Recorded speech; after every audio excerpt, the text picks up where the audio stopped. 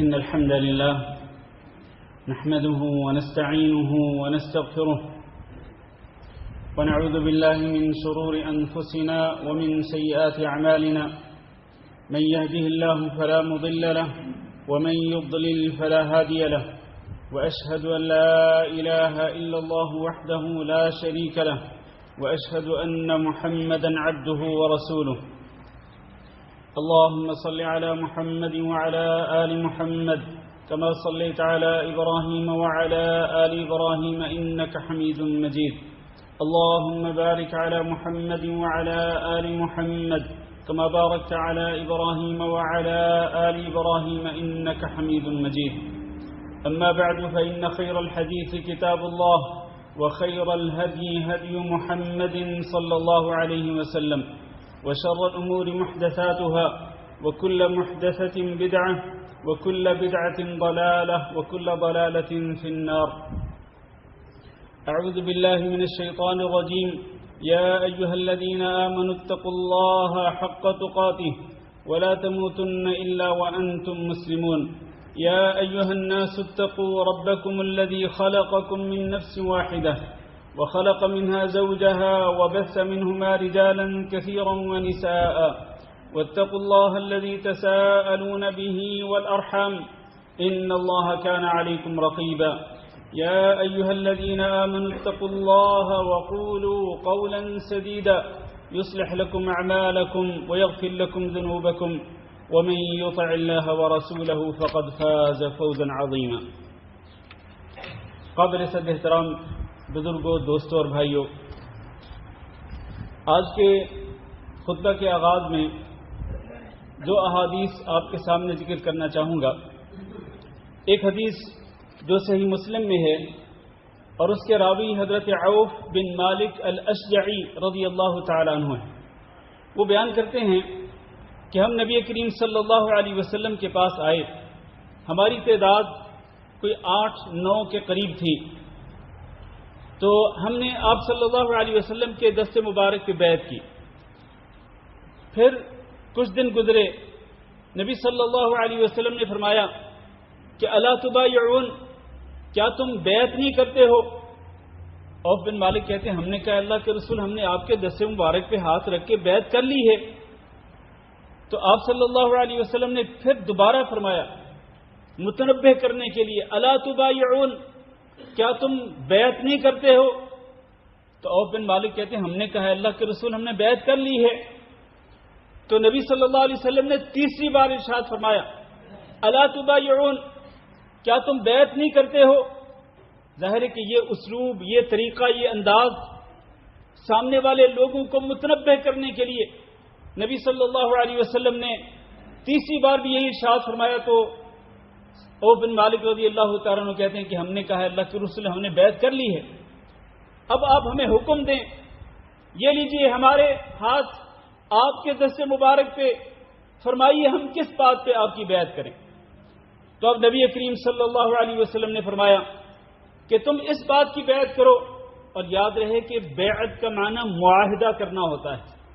معاہدہ، ہاتھ پہ ہاتھ رکھ کے پکا وعدہ کرنا، پختہ عزم کرنا ہوتا ہے کہ اللہ کے رسول نے فرمایا کہ تم اس بات کا عزم کرو، اس بات کا عہد کرو مجھ سے کہ ان تعبدوا اللہ ولا تشرکوا به شیئا، کہ تم ہمیشہ اکیلے اللہ رب العزت کی عبادت کرتے رہو گے اور اس کی عبادت میں کسی کو شریک نہیں بناؤ گے.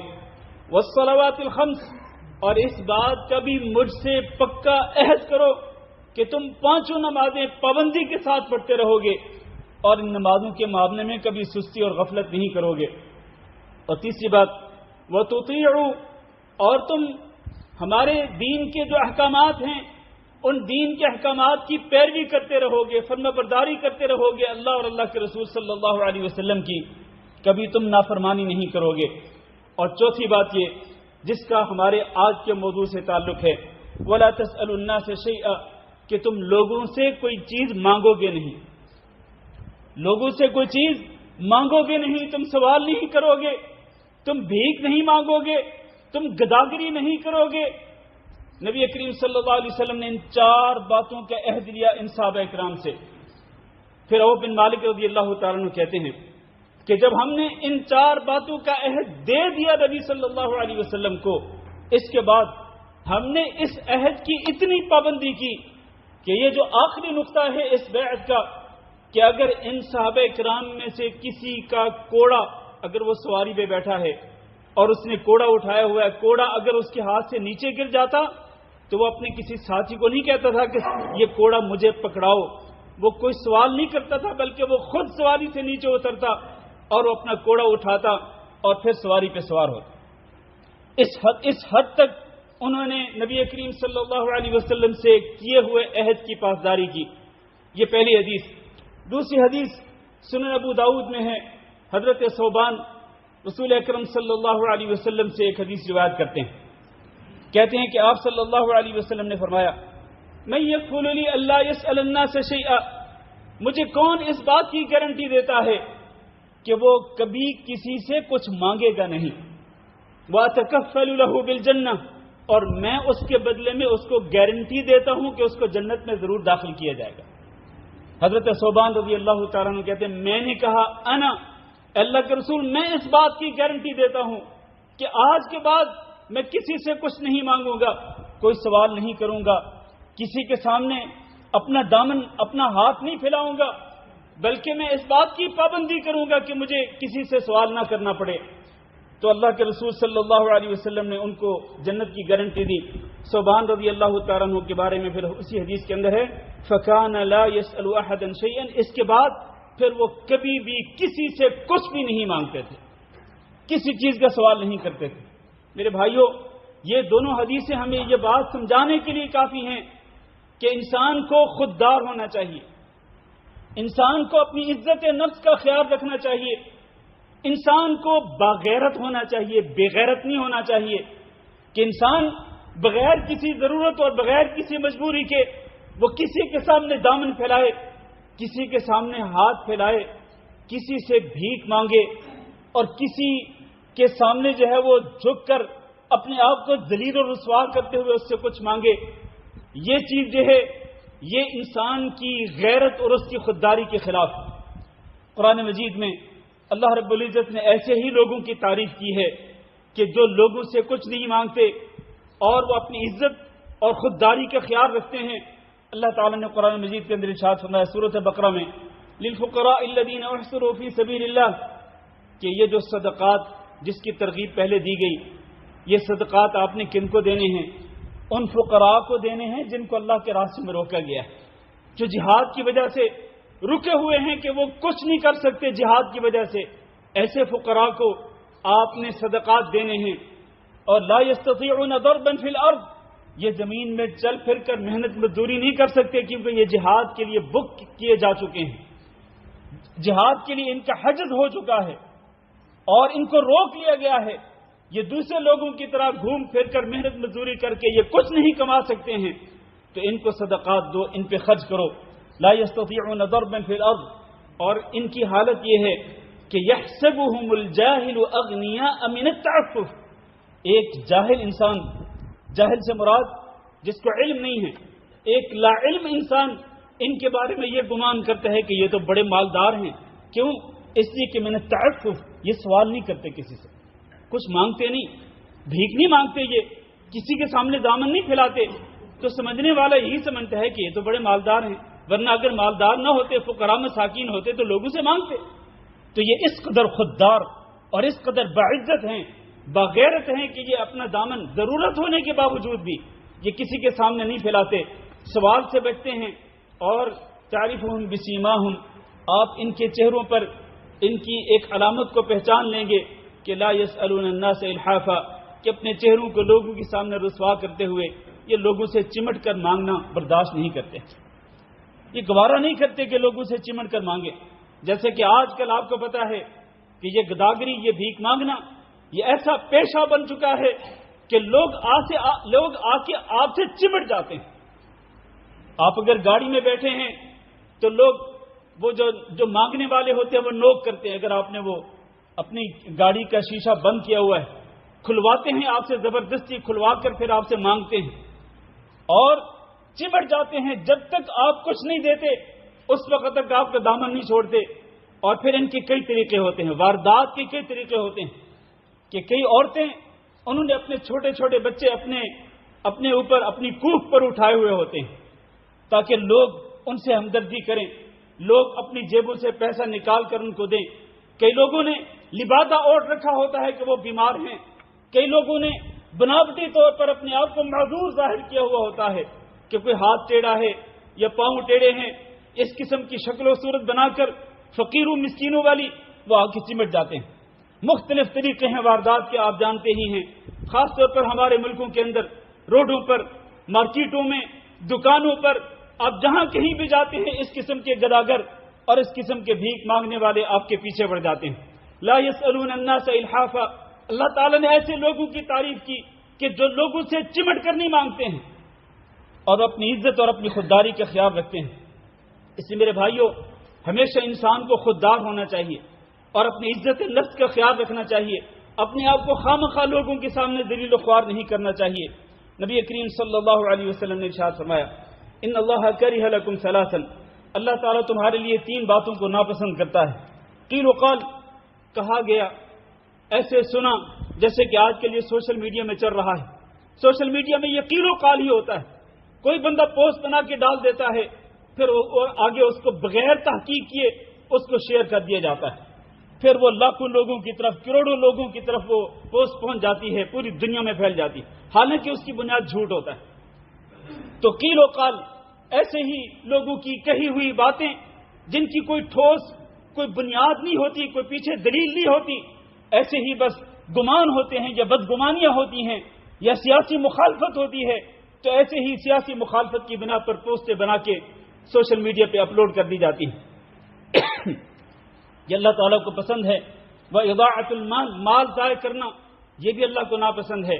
وَكَثْرَةُ السُّؤَالِ, اور بہت زیادہ لوگوں کے سامنے دامن پھیلا کر بھیک مانگنا, لوگوں سے مانگنا, گداگری کرنا بطور پیشہ, یہ بھی اللہ رب العزت کو پسند نہیں ہے. میرے عزیز بھائیوں, میں کچھ احادیث آپ کے سامنے ذکر کرنا چاہوں گا. یہ ٹوٹل 8 احادیث ہیں.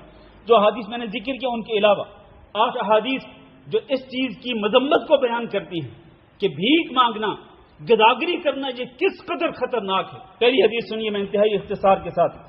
حضرت عبداللہ بن عمر رضی اللہ تعالیٰ عنہ بیان کرتے ہیں کہ رسول اکرم صلی اللہ علیہ وسلم نے فرمایا, ما یزال الرجل یسأل الناس حتی یأتی یوم القیامہ, ایک بندہ برابر مانگتا رہتا ہے, یعنی پیشہ ہی بنا لیتا ہے, مانگتا رہتا ہے, موت آ جاتی ہے. قیامت کے دن وہ جب اللہ رب العزت کی بارگاہ میں آئے گا, لیس فی وجہہ مزعۃ لحم, اس کے چہرے میں گوشت کا ایک ٹکڑا بھی نہیں ہوگا, یعنی صرف اور صرف ہڈیاں ہی ہڈیاں ہوں گی, گوشت نظر نہیں آئے گا. کیوں؟ اس لیے کہ اس نے اپنے چہرے کو ذلیل و خوار کیا تھا دنیا کے اندر. لوگوں کے سامنے جا کر در در پہ, دکانوں پہ, مارکیٹوں میں, بازاروں میں, ہر بندے کے پاس جا کر اس نے مانگا, اس سے بھیک مانگی اور اس نے اپنے آپ کو ذلیل کیا. تو قیامت کے دن اٹھے گا تو اس کا چہرہ اسی طرح سے ذلیل اور رسوا ہوگا کہ اس کی ہڈیاں ہی ہڈیاں نظر آئیں گی, اس کے چہرے پہ گوشت نہیں ہوگا. دوسری حدیث سنیے. حضرت ابو ہریرہ رضی اللہ تعالیٰ عنہ بیان کرتے ہیں, نبی صلی اللہ علیہ وسلم نے فرمایا کہ تم میں سے ایک بندہ اگر رسی اٹھا کے لے کے آئے, رسی پکڑے اور پھر وہ جنگل میں چلا جائے اور وہ درختوں سے لکڑیاں کاٹ کر ایک گٹھا بنا کر اپنی پیٹھ پہ لاد کر کے لے آئے, پھر اس گٹھے کو وہ بازار میں جا کے بیچ دے, چند درہم یا چند روپے یا چند پیسے وہ کمائیں, اس کے ساتھ وہ اپنی ضرورتوں کو پورا کرے. فَيَكُفَّ اللَّهُ بِهَا وَجْهَهُ, اور اس کی اس محنت کے ذریعے اگر اللہ رب العزت اس کے چہرے کی عزت کو بچا لیتا ہے. یہ تھوڑی سی اس نے محنت کی, بے شک یہ اس نے وہ جنگل میں گیا اور اس نے محنت کی, لکڑیوں کا گٹھا اٹھا کے لے کے آیا, اس میں کوئی بےزتی کی بات نہیں, توہین کی بات نہیں ہے. اس نے اپنی عزت کو بچانے کی خاطر اس نے محنت کی, اللہ نے اس کی عزت نفس کو بچا لیا, اس کی خودداری کو بچا لیا. تو یہ اس کے لیے بہتر ہے اس سے کہ وہ لوگوں کے سامنے جائے اور لوگوں سے جا کے مانگے. لوگ چاہیں تو اس کو دیں اور چاہیں تو اس کو نہ دیں, لوگ چاہیں تو اس کو دھتکار دیں, لوگ چاہیں تو اس کے پھٹکار بھیجیں, لوگ چاہیں تو اس کو ڈانٹ دیں, لوگ چاہیں تو اس کو دیں.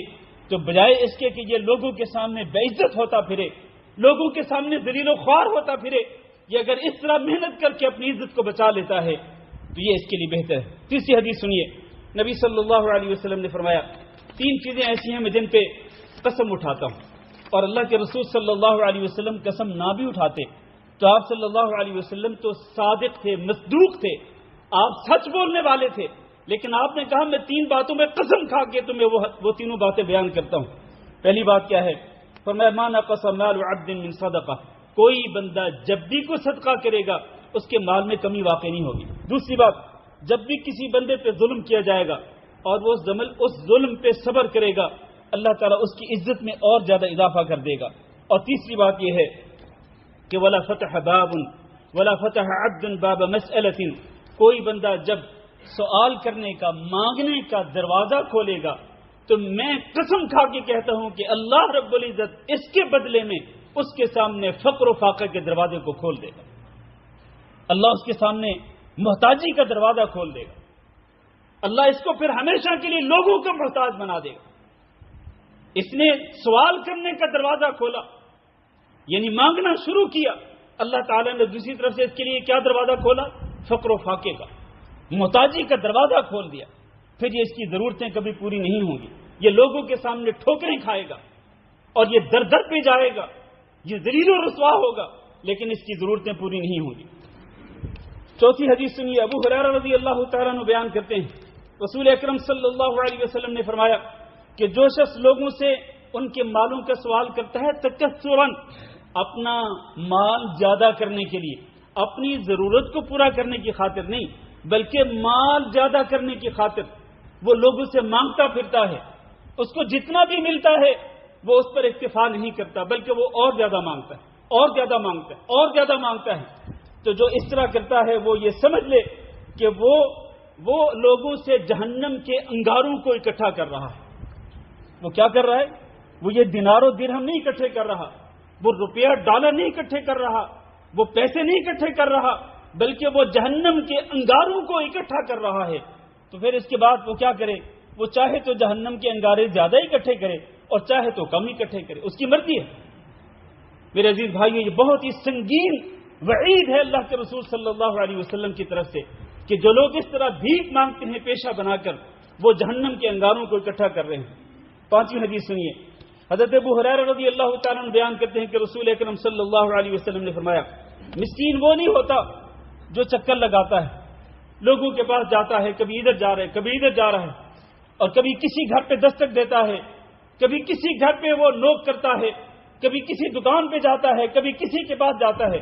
مسکین اس کو نہیں کہتے ہیں کہ جو اس طرح لوگوں کے پاس چکر لگاتا ہے اور پھر اس کو 1 لقمہ یا 2 لقمے یا 1 کھجور یا 2 کھجوریں اس کو دے دی جاتی ہیں اور وہ آگے دوسرے گھر کی طرف چلا جاتا ہے، دوسرے بندے یا دوسرے دکان کی طرف چلا جاتا ہے۔ آج کی زبان میں چونکہ اس دور کے اندر کھانے کی چیزوں کی اہمیت زیادہ ہوتی تھی تو اس کی لقمہ 2 لقمے، کھجور 2 کھجور، آج کی زبان میں ہم کہہ سکتے ہیں ربع دینار، آدھا دینار، 1 دینار، 10 روپے، 20 روپے، بس اس کو ملتے ہیں، پھر وہ آگے کی طرف چلا جاتا ہے۔ اس کو مسکین نہیں کہتے ہیں۔ تو صحابہ کرام نے کہا مسکین پھر ہوتا کیا ہے؟ کس کو کہتے ہیں مسکین؟ اللہ کے رسول نے فرمایا الذی لا یجد غنی یغنی، مسکین وہ ہوتا ہے کہ جس کے پاس اتنا مال نہ ہو جس کے ساتھ وہ اپنی ضرورتوں کو پورا کر سکے، لیکن ولا یفتن لہ، لیکن وہ لوگوں کو پتہ بھی نہیں چلنے دیتا، لوگوں کو پتہ بھی نہیں چلنے دیتا ہے کہ اس کی ضرورتیں پوری نہیں ہو رہی، وہ ضرورت مند ہے، حاجت مند ہے، وہ کچھ بھی محسوس نہیں کراتا لوگوں کو، لیکن لوگ چپکے سے اس پہ صدقہ کر دیتے ہیں۔ لوگوں کو کسی نہ کسی طریقے سے اندازہ ہو جاتا ہے کہ یہ محتاج ہے تو چپکے سے جا کے اس کی ضرورت کو پورا کر دیتے ہیں۔ ولا يسأل الناس شيئا، اور وہ کسی سے کچھ بھی نہیں مانگتا ہے، اس کو حقیقت میں مسکین کہتے ہیں۔ یہ ہوتا ہے وہ مسکین۔ میرے بھائیوں، اپنے محلے کے اندر اور اپنے معاشرے کے اندر ایسے لوگوں کو ڈھونڈا کرو، ایسے سفید پوش لوگ بہت سارے ملیں گے آپ کو، اور ہر مانگنے والا محتاج نہیں ہوتا، ہر دامن پھیلانے والا ضرورت مند نہیں ہوتا، اور ہم جیسے لوگ تو بڑی جلدی متاثر ہو جاتے ہیں، کسی کی حالت کو دیکھ کر دھوکہ کھا جاتے ہیں۔ میرے بھائیوں، اس قسم کے جو سفید پوش لوگ ہوتے ہیں آپ کے رشتہ داروں کے اندر، باقی لوگوں کو چھوڑیں، آپ خود اپنے رشتہ داروں کے اندر جائزہ لیں۔ اور یہ آگے رمضان کا مہینہ آ رہا ہے، آپ نے زکاتیں نکالنی ہیں، آپ نے صدقات و خیرات کرنے ہیں، تو آپ اس قسم کے جو سفید پوش لوگ ہیں جو کہ کسی کو پتہ نہیں چلنے دیتے لیکن وہ حقیقت میں محتاج اور ضرورت مند ہوتے ہیں، چپکے سے آپ ان کی ضرورتوں کو پورا کیجئے۔ اس حدیث میں اسی بات کی ترغیب دی جا رہی۔ چھٹی حدیث سنیے، حضرت حکیم بن حزام رضی اللہ تعالیٰ عنہ بیان کرتے ہیں کہ میں نے نبی صلی اللہ علیہ وسلم سے کچھ مانگا، آپ صلی اللہ علیہ وسلم نے مجھے دیا، میں نے پھر مانگا، آپ نے پھر دیا، میں نے پھر مانگا، آپ نے پھر دیا، 3 بار۔ اس کے بعد نبی صلی اللہ علیہ وسلم نے فرمایا ان هذا المال خضرۃ الحلوہ، حدیث توجہ سے سنیے گا، فرمایا کہ یہ جو مال ہوتا ہے نا جس کا تم نے ایک بار نہیں سوال کیا، دوسری بار بھی کیا، تیسری بار بھی کیا، یہ جو مال ہوتا ہے نا یہ بڑا سرسبز اور بڑا میٹھا ہوتا ہے، بالکل ایسے جیسے کہ ایک تازہ پھل ہوتا ہے نا، میٹھا تازہ پھل، وہ بڑا بھلا لگتا ہے، کھانے کو اچھا لگتا ہے، بالکل اسی طرح سے یہ مال ہے، اس کی طرف انسان کا دل للچاتا ہے۔ فمن اخذہ بطیب نفسہ بورک لہ فیہ، جو بندہ اس مال کو خوش دلی کے ساتھ قبول کر لیتا ہے بغیر کسی لالچ کے، خوش دلی کے ساتھ اس کے بعد جو آتا ہے اس کو قبول کر لیتا ہے، اس کے اندر برکت ڈال دی جاتی ہے۔ لیکن ومن اخذہ باشراف نفس، جو لالچ کے ساتھ اس کو پکڑتا ہے، اس کو مال کو لیتا ہے لالچ کے ساتھ، ایک مال لیا پھر اس کے دل میں لالچ پیدا ہوئی کہ اور ہونا چاہیے، وہ ملا پھر اس کے بعد اور لالچ پیدا ہوئی کہ اور ہونا چاہیے، جیسے کہ یہ شخص جو ہے وہ سوال کر رہے تھے نبی صلی اللہ علیہ وسلم سے، آپ نے دیا اس نے پھر سوال داغ دیا، آپ نے پھر دیا اس نے پھر سوال داغ دیا، آپ نے پھر بھی عطا کر دیا، تو 3 بار اس طرح ہوا۔ تو جو شخص اس طرح لالچ کے ساتھ مانگتا ہے اس کے مال میں برکت نہیں دی جاتی اور وہ اس شخص کی طرح ہو جاتا ہے جو کھاتا ہے لیکن اس کا پیٹ نہیں بھرتا ہے۔ والید العلیٰ خیر من الید السفلی، اور جو اونچا ہاتھ ہوتا ہے نا خرچ کرنے والا، وہ بہتر ہوتا ہے اس ہاتھ سے جو نیچے رہتا ہے مانگنے والا، مانگنے والے ہاتھ سے بہتر اس کا ہاتھ ہے جو کہ خرچ کرنے والا ہوتا ہے۔ یہ حدیث بھی ہمیں یہی چیز سکھلاتی ہے۔ حضرت حکیم بن حزام رضی اللہ تعالیٰ عنہ جب انہوں نے یہ حدیث سنی نبی صلی اللہ علیہ وسلم سے، اب ذرا دیکھیے کہ اس حدیث کا اثر کیا ہوا حضرت حکیم بن حزام رضی اللہ تعالیٰ عنہ پہ۔ کہتے میں نے کہا اللہ کے رسول، میں اس ذات کی قسم کھا کے کہتا ہوں جس نے آپ کو حق کے ساتھ مبعوث کیا ہے کہ آج کے بعد میں کسی سے کچھ بھی نہیں مانگوں۔ اس کے بعد نبی صلی اللہ علیہ وسلم وفات پا گئے، انہوں نے کسی سے کچھ نہیں مانگا۔ ابو بکر صدیق رضی اللہ تعالیٰ عنہ خلیفہ بنے، انہوں نے بلایا حکیم بن حزام کو کہ آؤ ہم تمہیں مال دیتے ہیں، انہوں نے قبول کرنے سے انکار کر دیا۔ اس کے بعد عمر بن خطاب رضی اللہ تعالیٰ عنہ خلیفہ بنے، انہوں نے مال فے میں سے مال دینے کے لیے حکیم بن حزام کو بلایا کہ آؤ اپنا حق آ کے لے جاؤ، انہوں نے قبول کرنے سے انکار کر دیا۔ حضرت عمر بن خطاب رضی اللہ تعالیٰ نے لوگوں کو گواہ بنا کے کہا تھا کہ لوگوں گواہ ہو جاؤ، میں نے حکیم بن حزام کو خود کہا تھا کہ آؤ اپنا حق لے کے جاؤ، لیکن انہوں نے لینے سے انکار کر دیا ہے۔ قیامت کے دن ایسا نہ ہو کہ یہ میرا دامن پکڑ لے، میں تمہیں گواہ بنا رہا ہوں کہ میں نے اس کو آفر کی تھی۔ تو اس کے بعد جب تک ان کی وفات نہیں ہوئی، موت آنے تک حکیم بن حزام رضی اللہ تعالیٰ نے پھر کبھی کسی سے کوئی سوال نہیں کیا، کسی سے کچھ مانگا نہیں۔ میرے عزیز بھائیو، 7ویں حدیث سنیے، حضرت عبداللہ بن عباس رضی اللہ تعالیٰ نے بیان کرتے ہیں کہ نبی صلی اللہ علیہ وسلم نے فرمایا لو يعلم صاحب المسألة ما له فيها لم يسأل، یہ جو سوال کرنے والا ہے نا، بھیک مانگنے والا، اگر اس کو پتہ چل جائے کہ اس کے اندر کتنی بے عزتی ہے اور اس کے اندر کس قدر ذلت اور رسوائی ہے، اگر اس کو پتہ چل جائے تو یہ پھر کبھی بھی سوال نہ کرے، کسی سے مانگے نہ اور یہ مانگنا چھوڑ دے۔ 8ویں حدیث سنیے، اور اس میں نبی کریم صلی اللہ علیہ وسلم بیان کرتے ہیں، حضرت ابو سعید الخدری رضی اللہ تعالیٰ عنہ کہ نبی صلی اللہ علیہ وسلم کے پاس کچھ سونے کے سکے آئے تھے، آپ نے وہ بانٹنا شروع کر دیے، سونے کے سکے بانٹ لے نبی صلی اللہ علیہ وسلم۔ ایک شخص آیا، کہنے لگے اللہ کے رسول مجھے بھی دیجیے، آپ نے اس کو دے دیے، اس نے پھر کہا مجھے اور دیجیے، آپ صلی اللہ علیہ وسلم نے اس کو اور دے دیے، اس نے پھر کہا مجھے اور دیجیے، آپ نے اس کو پھر دے دیے 3 بار۔ اس کے بعد وہ پیٹ پھیر کے چلا گیا۔ نبی صلی اللہ علیہ وسلم نے کیا فرمایا من یأتینی الرجل فیسألنی فأعطیہ، کہ میرے پاس جو بندہ آتا ہے اور مجھ سے مانگتا ہے میں اس کو دیتا ہوں، وہ پھر مجھ سے مانگتا ہے پھر اس کو دیتا ہوں، پھر مجھ سے مانگتا ہے پھر اس کو دیتا ہوں، پھر وہ پیٹ پھیر کے چلا جاتا ہے، تو وہ یہ سمجھ لے کہ اس نے اپنے اس کپڑے کے اندر جس میں اس نے وہ دینار اکٹھے کیے ہیں، سونے کے سکے اکٹھے کیے ہیں، وہ یہ سمجھ لے کہ وہ جہنم کے انگاروں کو اکٹھا کر کے جا رہا ہے اپنے گھر والوں کی طرف، وہ دیناروں کو، وہ سونے کے سکوں کو نہیں لے کے جا رہا بلکہ وہ جہنم کے انگاروں کو لے کے جا رہا ہے۔ میرے عزیز بھائیو، یہ 8 حدیثیں میں نے آپ کے سامنے ذکر کی، اور اس سے پہلے میں نے 2 حدیثیں اور یعنی 10 حدیثیں آپ سمجھ لیں کہ میں نے آپ کے سامنے ذکر کی ہیں۔ ان تمام کی تمام احادیث کا خلاصہ کیا ہے؟ خلاصہ یہ ہے کہ اپنی عزت کو بچاؤ اور اپنی خودداری کا اظہار کرو، غیور بنو، باغیرت بنو، اور لوگوں کے سامنے ہاتھ نہ پھیلایا کرو بغیر کسی ضرورت کے، جب تک کہ بہت ہی شدید مجبوری نہ ہو۔ چلیں یہ بھی ذکر کر دیتا ہوں کہ وہ مجبوریاں کیا ہوتی ہیں کہ جن مجبوریوں کی بنا پر انسان کو مانگنا جو ہے اس کے لیے جائز ہو جاتا ہے۔ حضرت قبیصہ رضی اللہ تعالیٰ عنہ بیان کرتے ہیں کہ نبی صلی اللہ علیہ وسلم نے فرمایا کہ 3 میں سے ایک کے لیے مانگنا جائز ہوتا ہے، ان 3 کو چھوڑ کر کسی چوتھے بندے کے لیے مانگنا جائز نہیں۔ تو وہ 3 افراد کون سے ہیں؟ فرمایا نبی صلی اللہ علیہ وسلم نے، ایک تو وہ شخص ہے جو کسی ذمہ داری کو اپنے اوپر لے لے، مثلا کسی کے اوپر قرض ہے اور قرض خواہ اس سے قرض کا مطالبہ کر رہا ہے، وہ قرض دے نہیں پا رہا ہو، تو یہ بندہ کیا کہتا ہے؟ ایک 3rd پرسن کہتا ہے کہ اس کا قرض میرے ذمے ہے، میں اس کا قرض جو ہے وہ تمہیں ادا کروں گا، لیکن اب یہ قرض ادا کرنے کی استطاعت نہیں رکھتا، اس کو اجازت ہے کہ یہ لوگوں سے مانگ کر یا یہ لوگوں سے ڈونیشن جمع کر کے، تبرعات جمع کر کے یہ اس کا قرضہ اتار سکتا ہے۔ یہ اپنی ذات کے لیے نہیں کر رہا، یہ کسی کے لیے جس کی اس نے ذمہ داری اٹھائی ہے یا جس کی اس نے گارنٹی دی تھی، ضمانت دی تھی، تو اس کا بوجھ اگر اس پہ آ گیا تو اس کا بوجھ اتارنے کے لیے اگر اس کو ضرورت پڑے کہ یہ لوگوں سے ڈونیشن جمع کرے، تبرعات جمع کرے، تو اس کے لیے یہ کر سکتا ہے۔ ایک بات۔ دوسرا آدمی کہ جس پر کوئی آسمانی آفت آ جائے اور اس کے نتیجے میں اس کا پورا مال ضائع اور برباد ہو جائے، اس کے لیے بھی جائز ہے کہ یہ اپنی ضرورت کے بقدر، اپنی مجبوری کے بقدر یہ لوگوں سے مانگ سکتا ہے، جب اس کی ضرورت پوری ہو جائے تو پھر یہ مانگنا چھوڑ دے۔ تیسرا انسان وہ ہے کہ جس کو جو فقر و فاقہ کا شکار ہو جائے اور اس کے خاندان کے 3 سمجھدار لوگ گواہی دے دیں کہ یہ بندہ بہت ہی مجبور ہے اور فقر و فاقہ کا شکار ہو چکا ہے، تو وہ شخص بھی اپنے فقر و فاقہ کو ختم کرنے کے لیے، اپنی ضرورتوں کو پورا کرنے کے لیے سوال کر سکتا ہے۔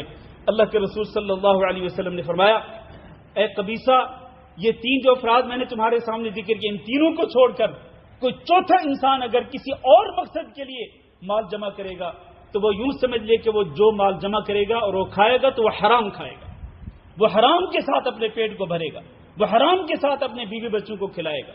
تو میرے عزیز بھائیوں، اس سے یہ ثابت ہوتا ہے کہ بہت ہی زیادہ مجبوری ہو، شدید قسم کی حاجت اور ضرورت ہو تو انسان کسی سے مانگ سکتا ہے، ورنہ اس کے بغیر، خاص طور پر ایسے لوگ کہ جو ہٹے کٹے ہوتے ہیں، منی طاقتور ہوتے ہیں، مضبوط جسم کے مالک ہوتے ہیں، کما سکتے ہیں، محنت مزدوری کر سکتے ہیں، ایسے لوگوں کے لیے تو قطعاً جائز نہیں کہ وہ لوگوں کے سامنے جائیں اور اپنا دامن پھیلا کر کے وہ لوگوں سے مانگیں۔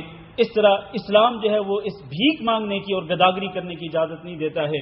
اللہ تعالی ہم سب کو سمجھنے کی توفیق دے، اور اللہ رب العزت ہم سب کو اپنے فضل و کرم کے ساتھ اتنا رزق دے دے کہ جس میں برکت ہی برکت ہو، اور اللہ رب العزت ہم سب کو لوگوں سے بے نیاز کر دے، اور اللہ اپنے فضل کے ساتھ ہمیں اتنا عطا کر دے کہ جس کے ساتھ ہماری ضرورتیں پوری ہو سکیں۔ اللہ تعالیٰ لوگوں کے سامنے اپنے دامن کو پھیلانے سے ہم سب کو محفوظ رکھے۔ استغفر اللہ لی ولکم ولسائر المسلمین فاستغفروہ انہ هو الغفور الرحیم۔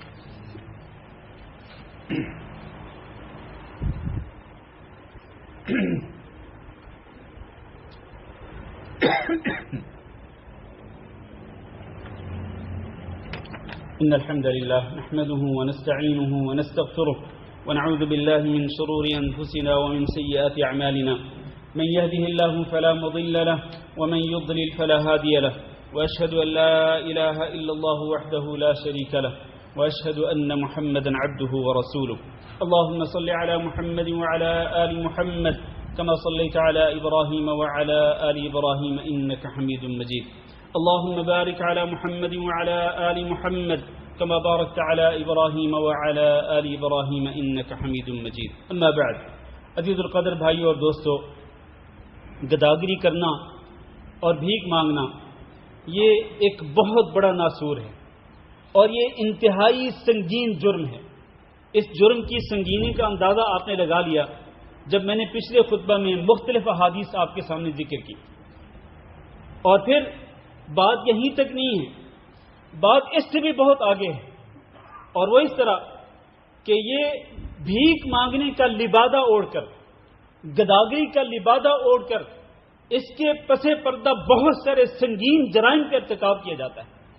چنانچہ یہی بھیک مانگنے والے جو لوگ ہوتے ہیں، انہی کے ذریعے گھروں سے چوریاں کروائی جاتی ہیں، کیونکہ یہ لوگ خاص طور پر عورتیں جو بھیک مانگنے والی ہوتی ہیں وہ گھروں کے اندر بھی چلی جاتی ہیں، اور ان کو پتہ چل جاتا ہے کہ گھر کے اندر کیا صورتحال ہے اور گھر کے اندر کب کوئی ہوتا ہے اور کب کوئی نہیں ہوتا ہے۔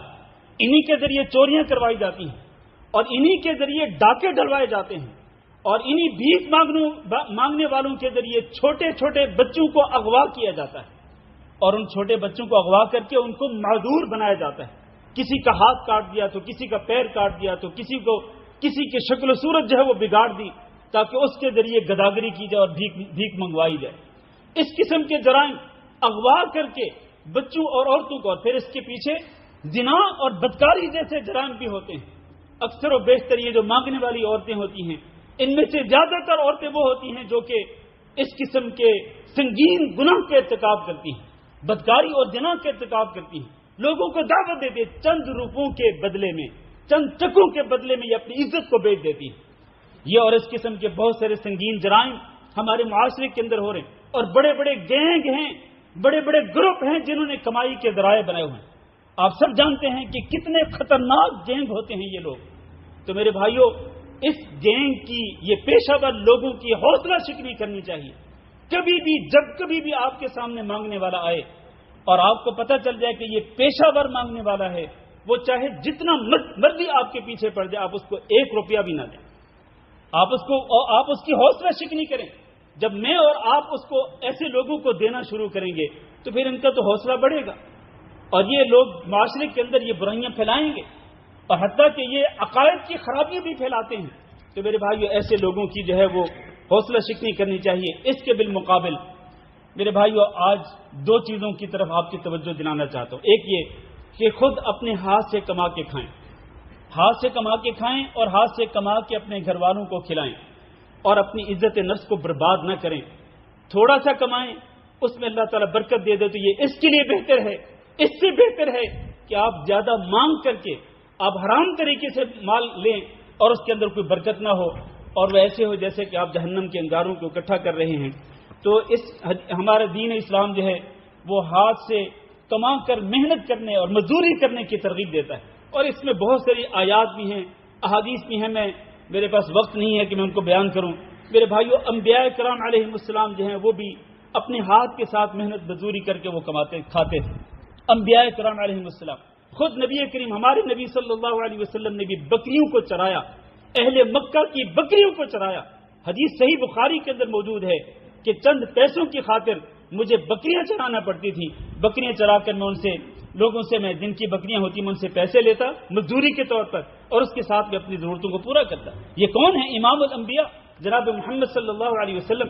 حضرت ابوبکر صدیق رضی اللہ تعالیٰ عنہ کپڑے کا کاروبار کرتے تھے، حضرت عمر بن خطاب رضی اللہ تعالیٰ عنہ محنت مزدوری کرتے تھے، اسی طرح عبد الرحمن بن عوف رضی اللہ تعالیٰ عنہ وہ بزنس کرتے تھے۔ اس طرح بہت سارے صحابہ کرام جو ہیں وہ ہاتھ کی کمائی سے کھایا کرتے تھے، اور بہترین کھانا وہی ہوتا ہے جو انسان اپنے ہاتھ کے ساتھ کما کر کے کھائے۔ آخر میں بس ایک اور بات بھی ذکر کرتا چلوں کہ جن کو اللہ رب العزت نے مال دیا ہے، یہ گداگری اور یہ بھیک مانگنا، اس کے اندر جو بہت زیادہ یہ چیز پھیلی ہے، اس کی وجوہات میں سے ایک وجہ کیا ہے؟ ایک وجہ یہ ہے کہ جو مالدار لوگ ہوتے ہیں انہوں نے اپنا ہاتھ بند کر لیا، مٹھی جو ہے وہ روک لی ہے، انہوں نے مٹھی کھولی نہیں کہ مال خرچ کریں کھلے دل کے ساتھ، اپنی زکاتیں نکالیں، صدقات و خیرات جو ہے وہ نکالیں۔